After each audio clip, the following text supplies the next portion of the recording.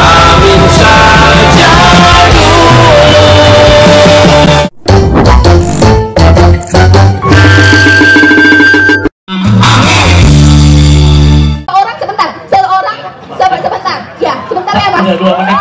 Sebentar Mas, seperti yang dikatakan oleh baik. Ini terakhir, ini berhubungan dengan capres. Ini berhubungan dengan capres.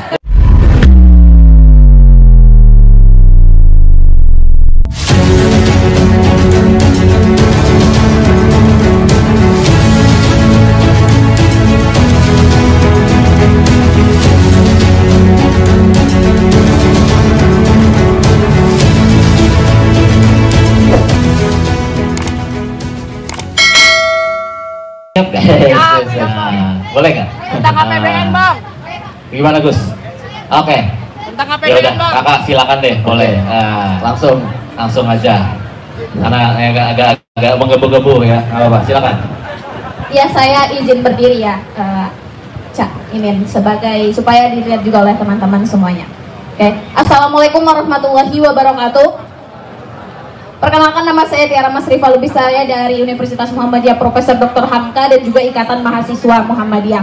Sebelumnya saya minta izin kepada kakak moderator, mohon berikan waktu paling tidak 2 menit kepada saya untuk menyampaikan gagasan ini.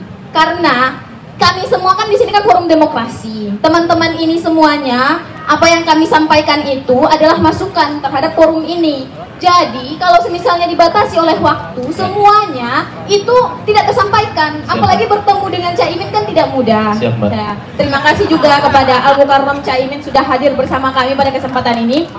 Gagasan yang ingin saya sampaikan, saya tidak ingin menanyakan, tapi saya ingin mengadu gagasan. Oke, saya disuruh duduk Caimin sebentar, saya duduk dulu. Biar agak tenang dikit kita. Oke. Sebenarnya begini Caimin. Indonesia 2024 atau yang sering kita dengar Indonesia Emas 2045 itu adalah, menurut saya itu adalah halusinasi atau mimpi di siang bolong. Seperti yang kita tahu, penduduk Indonesia ini didominasi oleh generasi milenial dan juga generasi Gen Z. Hampir semuanya 10 juta rakyat Indonesia ini didominasi oleh generasi 2 kelompok tersebut. Tapi kalau yang bisa kita lihat, hampir semuanya itu adalah bentuk keuntungan untuk bangsa atau justru bagian daripada yang bisa menjadi beban negara, termasuk dari fungsional dan kualitasnya. Seperti yang kita lihat, kalau misalnya kita lihat dari kualitasnya, sekarang ini ada riset terbaru tentang bagaimana masyarakat itu mengerti dan memahami realitas atau kenyataan dengan baik. Semuanya itu hanya 0,0% dari apa yang sudah ada, dari masyarakat yang sudah ada ini. Apalagi generasi sebelum-sebelumnya, semuanya itu bisa kita katakan hampir sangat tidak mungkin bagi masyarakat ini berpikir secara realistis. Dan juga tambahnya adalah generasi sebelum-sebelumnya. Mungkin itu lebih parah. Tapi yang jelas selanjutnya adalah ada EDG dari yang pernah saya baca, itu adalah seorang guru yang kencing berdiri akan melahirkan murid yang kencing berlari. Orang tua atau generasi, orang tua atau guru yang tidak mampu berpikir untuk baik akan melahirkan generasi yang tidak mampu untuk berpikir dengan maksimal atau secara kualitasnya sesuai dengan kemampuan gurunya. Seperti yang dikatakan oleh Alan Todd. Sebentar ya Mas. Sebentar Mas. Seperti yang dikatakan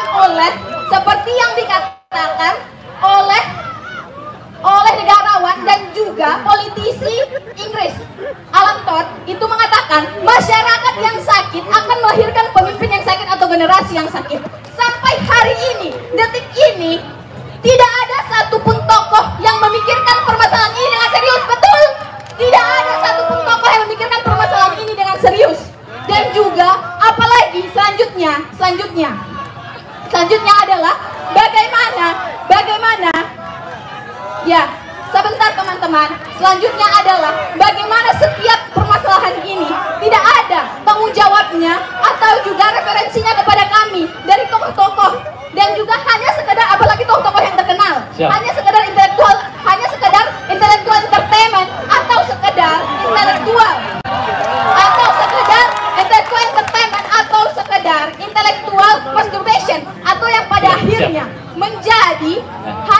bangsa. baik. Ini terakhir. Ini berhubungan dengan capres. Ini berhubungan dengan capres. Terakhir. Ada gagasan Caimin.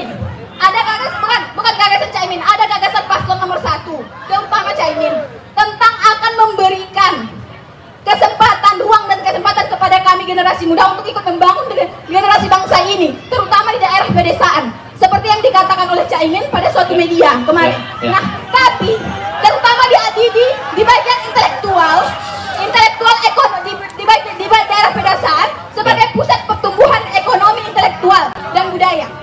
Apakah ini, sebentar, apakah ini bukan romansa perpolitikan?